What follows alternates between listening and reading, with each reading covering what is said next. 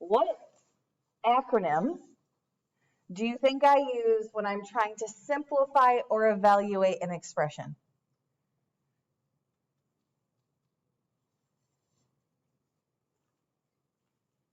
What acronym do you think I use when I'm trying to simplify or evaluate an expression? Oh my gosh, it's written right there. Yeah, PEMDAS. Anytime I'm trying to simplify something, I'm not trying to solve. I'm trying to simplify an expression. I use PEMDAS, and I'm going to write that little note for myself right here. Use when simplifying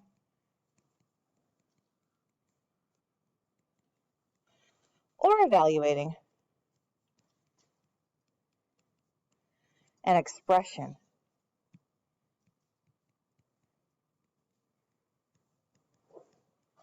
What's the difference between an expression and an equation?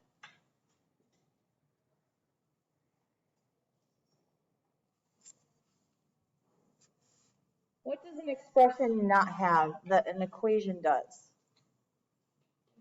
An equal sign. There it is. An equal sign. So notice all of these examples over here, they're all expressions. None of them have an equal sign in them. Okay, so that's why, if you remember in our warm-up that we okay, I won't show you the warm-up again, but remember our warm-up, oh, there it is, okay. Were we using PEMDAS?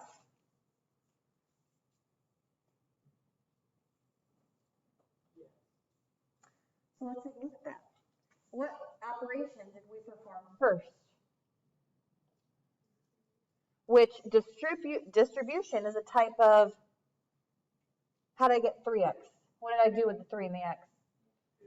Multiplication. So I multiplied, then I subtracted, then I added, then I divided. Does that follow PEMDAS, do you think? No, it does not follow PEMDAS. When we're solving, we don't use PEMDAS. When we're solving, we do not use PEMDAS, okay? So let's go back to our notes. Only when simplifying or evaluating an expression, what do we start with? The parentheses, yes. Now I'm an awful speller, so just if I'm ever spelling something wrong, please let me know. Is it parentheses? I am right? Okay, I'm like already doubting myself here. Okay.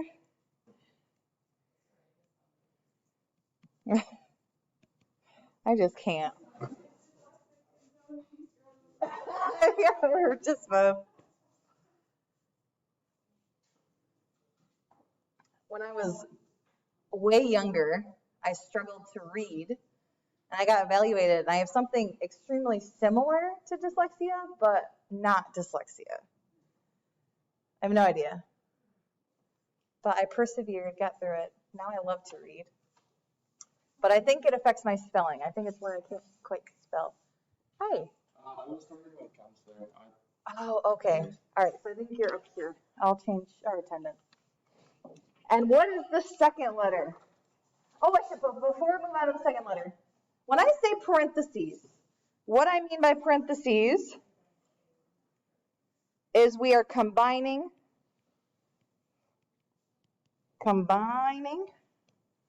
inside of parentheses. Okay? Now, what does that E stand for? Yes, exponents. Where are exponents? Where are they? Are they written below a number?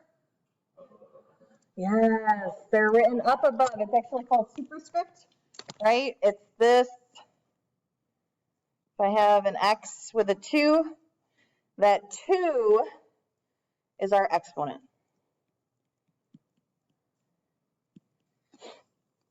Now, what does M stand for? Multiplication. Oh no.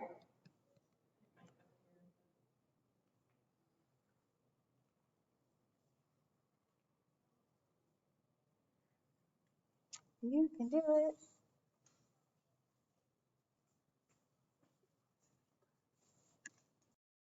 So yes, D stood for division, A for addition, and S for subtraction. So now,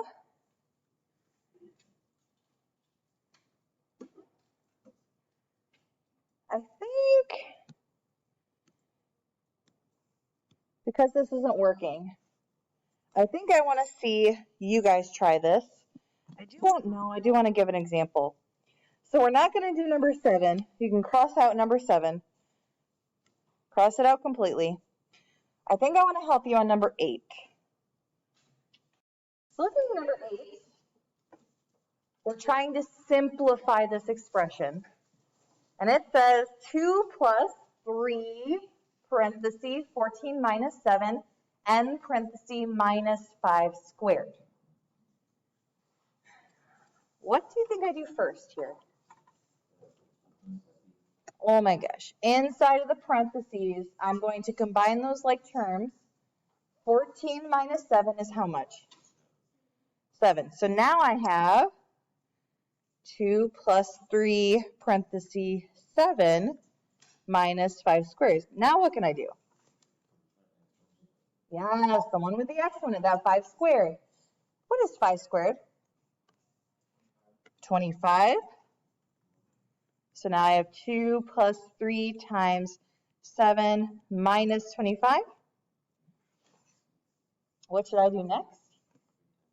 Yes, the multiplication. Hopefully, we're recognizing that whenever you have a number right outside of a set of parentheses, what operation is happening? Multiplication. So 3 times parentheses 7, or 3 times 7, gives us 21. So 2 plus 21 minus 25 is now what needs to be simplified. What do I do next? Add, yes, add 2 plus 21, and you get 23. And you could have, in the same step, just gone ahead and done 23 minus 25. And what is our final simplification? -2. And that is my answer, -2. Any questions there? Just follow PEMDAS. We're simplifying. Let me see what you guys can do in this section. Remember, I said I'm going to give you about 10 minutes to do as many of these problems as you can. Don't do number 7. You can cross that out.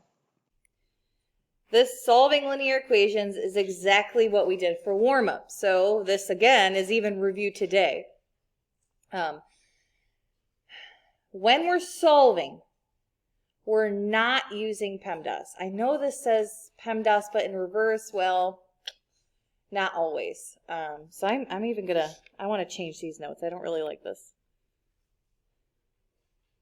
Right, because remember on the warm-up, we didn't do PEMDAS in reverse even.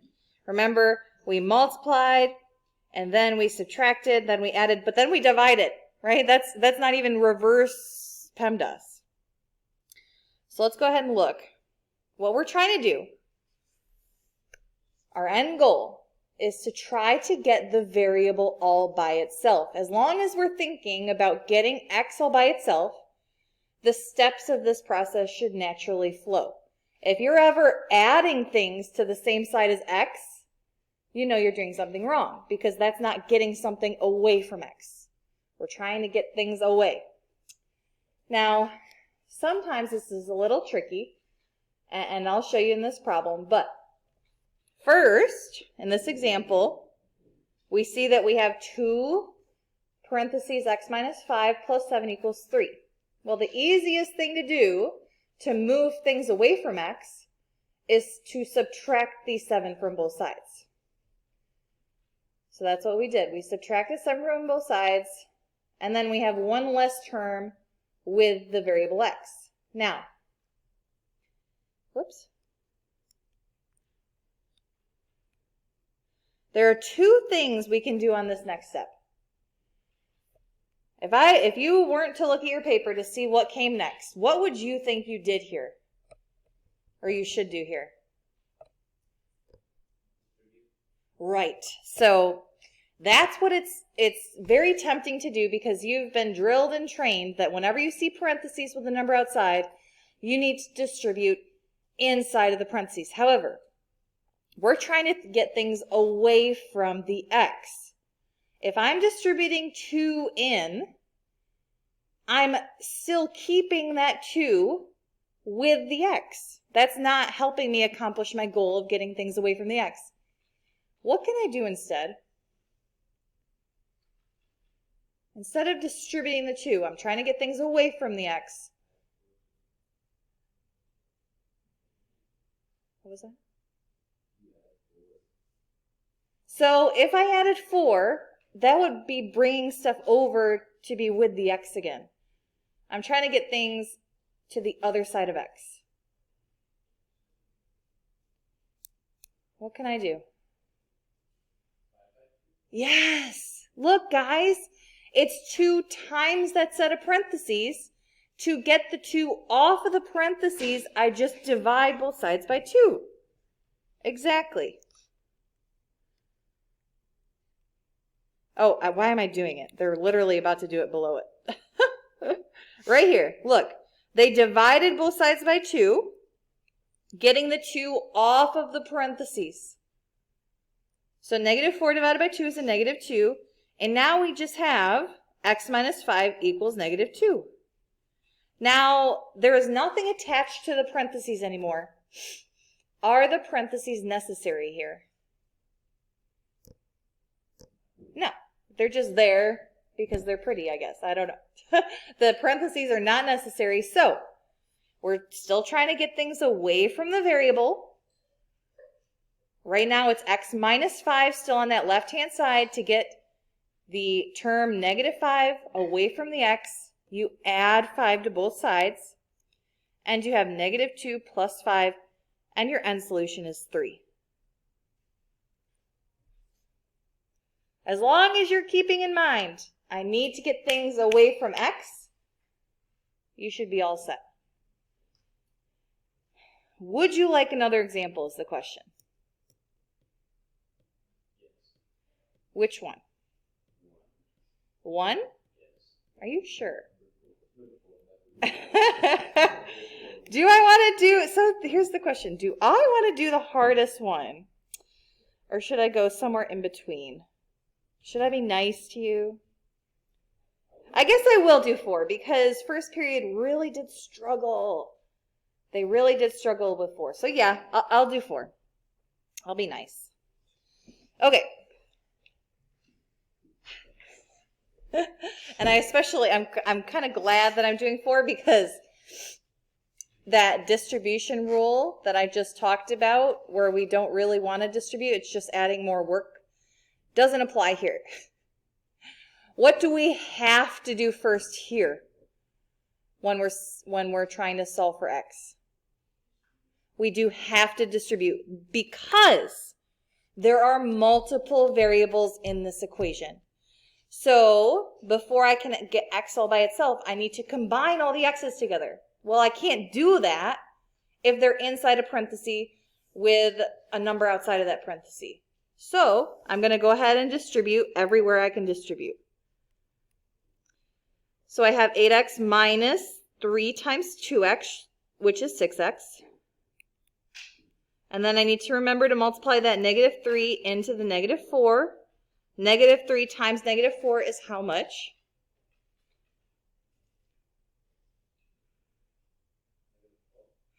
A negative times a negative is a, so good, positive 12. And then we have 3 times x, and I can't forget to multiply 3 times negative 6, and I get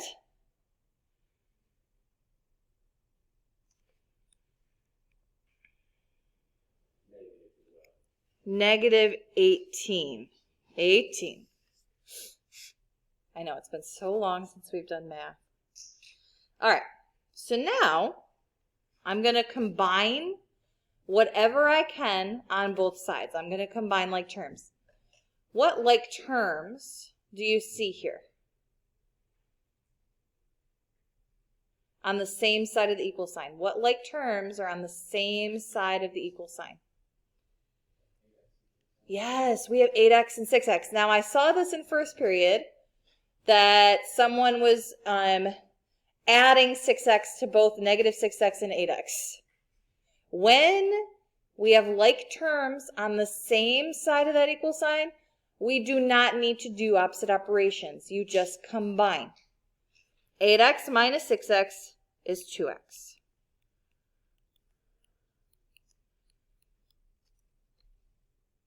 Now what?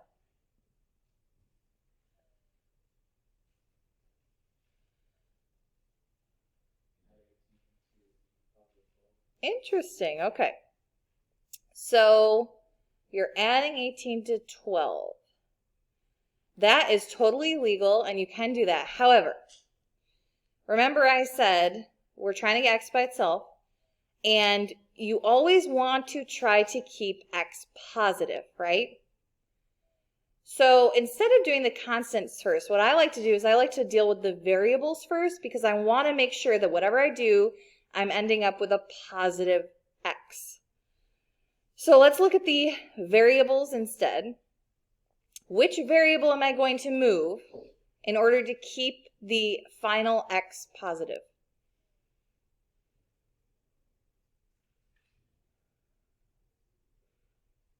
Liz? Oh, okay. Am I going to move the 2x or the 3x? Which one should I move so that I know in the end I'm going to end up with a positive x? I would move the 2x, right? Because if I subtract 2x over 3x minus 2x leaves me with a positive 1x. If I had moved the 3x to the left side, I would be subtracting 3x. 2x minus 3x is a negative 1x. That just makes my life harder. So now, is x by itself yet? No. What does it still have with it?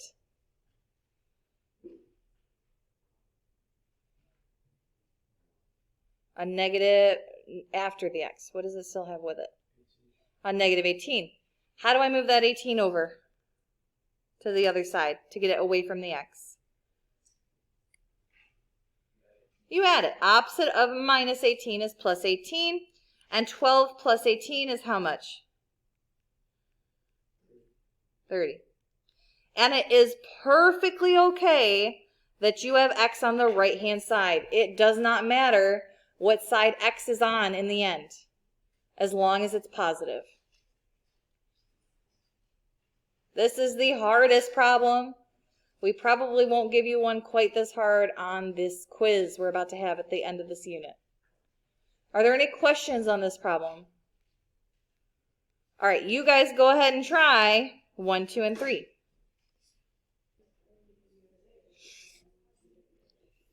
Let's go ahead and do this last section. Now, just like our first section where we were simplifying expressions, now we're evaluating. Now, remember, when we were working with PEMDAS, I said if we're simplifying or evaluating, we go ahead and use PEMDAS. Now, the reason why we evaluate solutions in Algebra 2 is because there are a bunch of times where we're going to need to check our answers. Whenever we're checking our answers, that's when we're evaluating a solution for x. So here in this example, it says solve for f of x if x equals 5. What this means is we solved this problem, got a solution of x equals 5, and now we have to go back and check to see what x equals 5 gives us. We're evaluating this solution.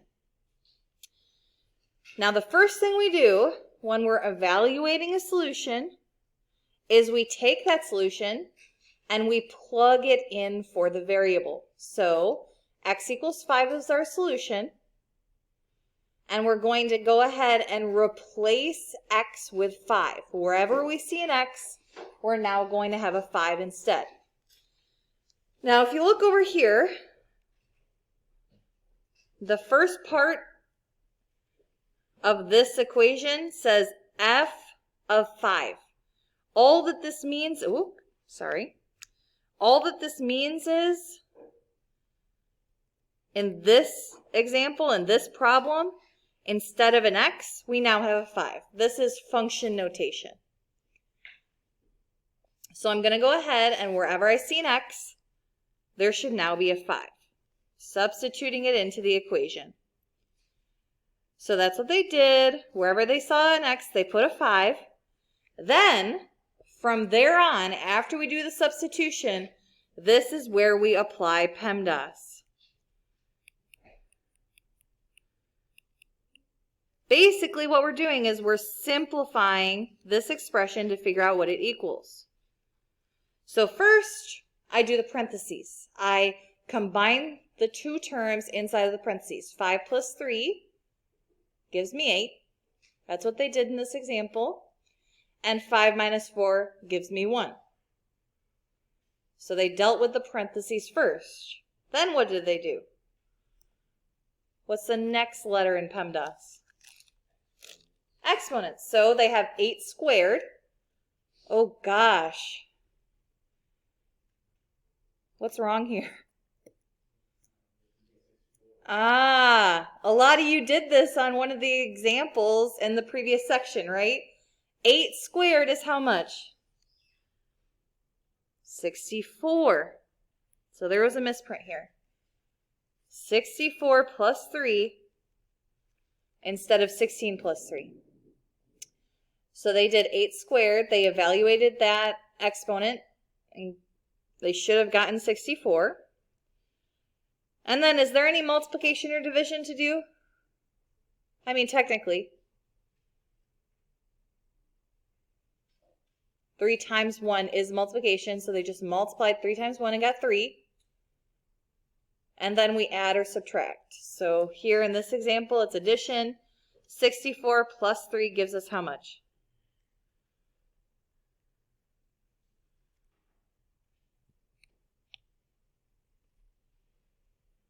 $64 plus 3 is how much? 67. Thank you.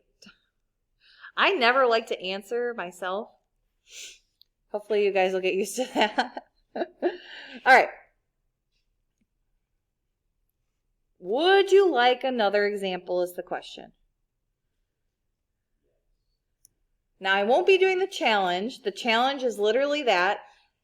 This challenge problem will most likely, or something similar, will most likely be a bonus problem on your quiz. So I'm not going to go ahead and do that challenge. Do you necessarily need to know how to do it? No, but if you do know how to do it, it'll be great for your quiz grade. So I'm not going to do the bonus or the challenge. I'll do number 3. Should I do 3? Which one should I do?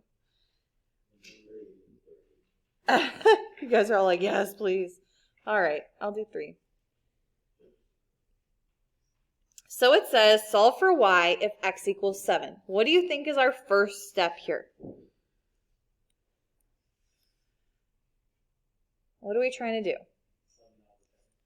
We need to substitute x equals 7 in for this equation. We are not, and lots of people tried to do this in first period, we are not trying to solve for x here. They've already solved it for us. In fact, if I covered that up, if I covered that first part up, could we solve for x here? Is it possible to solve for x in this equation right now? Why not? There are 2 variables in it, y and x.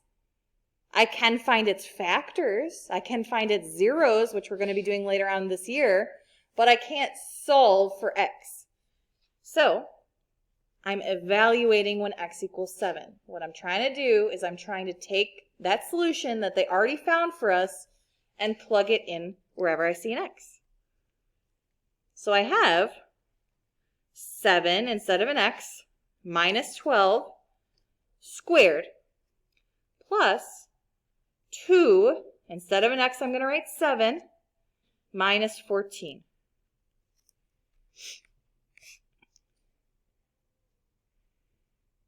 So now that I've substituted in for x, I now apply PEMDAS when simplifying this. So what should I do first? Yes, I need to go ahead and do the parentheses first. So inside of our first set of parentheses, you have 7 minus 12. What is 7 minus 12?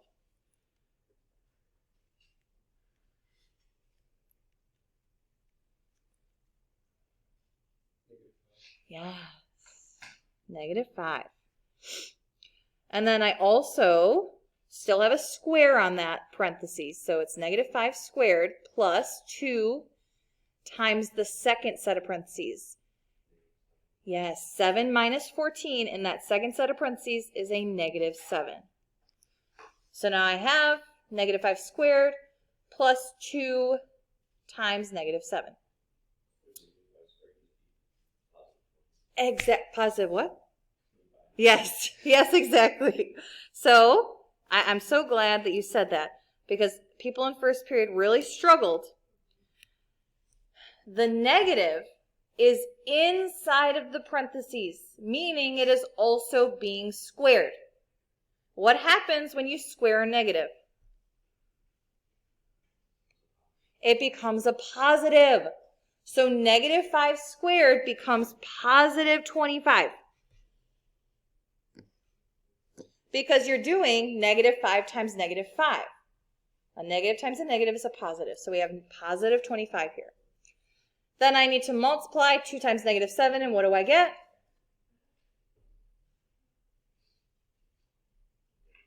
-14. And my last and final step is just to add or subtract, which here it's subtraction. 25 minus 14 is how much? And that's my final answer. Any questions on this problem?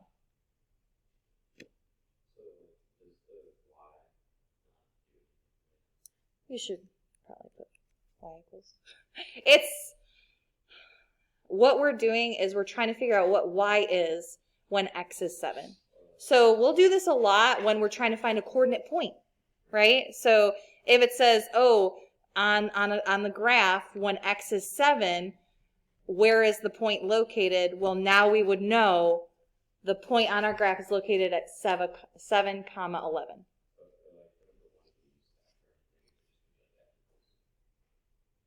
You can say f of 5 equals in the end. Good question. Yeah. Function notation, this is the same thing as y. So in the end, you will have f of 5 equals something.